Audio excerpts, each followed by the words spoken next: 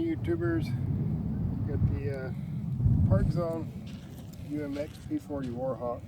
I don't know how many of you guys still have these or if these are even still available. I found this one in a hobby shop just this past Christmas, so apparently there's still some floating around out there. Supposedly they're discontinued, I don't know. But I had a little trouble with it when I first started flying it. It did fly kind of weird, and it flew like it was tail heavy. And I read a lot of chat forums online, and everybody's complaining that it's underpowered and it's tail heavy. Okay, well, we'll address the underpowered part first. All you need to do is change the prop. Get the propeller from the UMX Corsair. This is still a 3-bladed prop. It has square tips instead of the rounded scale tips, but it still looks pretty scale on there when it's sitting there. But it pulls a lot better, and the runtime seems to be about the same. All right, for the tail heavy, the manual says to balance it at 26 millimeters from the leading edge. All right, I've got a mark right here, and this mark is actually at 24 millimeters, which would put it just marginally nose heavy.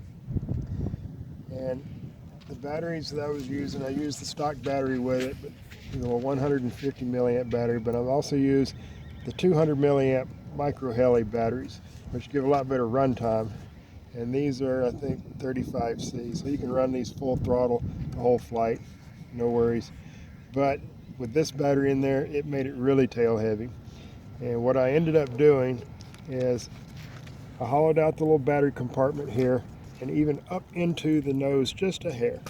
And what that does is that when I plug the battery in, that allows the plug-in to kind of go up inside the nose just a little bit. So I just stick right in there.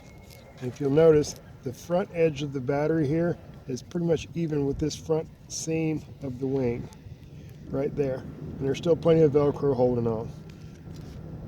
And also, I put right in the front of the nose, just drilled right back into the chin and put a little small fishing sinker, about a 3/16 inch diameter fishing sinker. I don't know what the weight on that is, but it's just one of those little round split shot sinkers. And that right there pretty much puts it perfectly balanced, sitting level when you balance it upside down.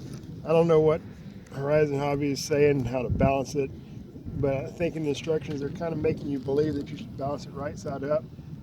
I don't know what planet they're on, but nobody balances a low-wing airplane right side up. It will not. You have to balance it upside down. Find the true center of gravity on it. So Horizon's good though, but the instructions for it are just a little unclear as to whether or not to balance it right side up or upside down.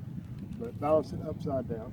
And what I did is I took two wooden ice cream sticks and I sanded them so that they come down to a point in a flat, kind of like a screwdriver blade, and I just clamped them down in the vise on my workbench. And I can take the plane and I can set it down upside down, and they touch right here on these lines, and you get a good frictionless surface to mount it onto when you're balancing it.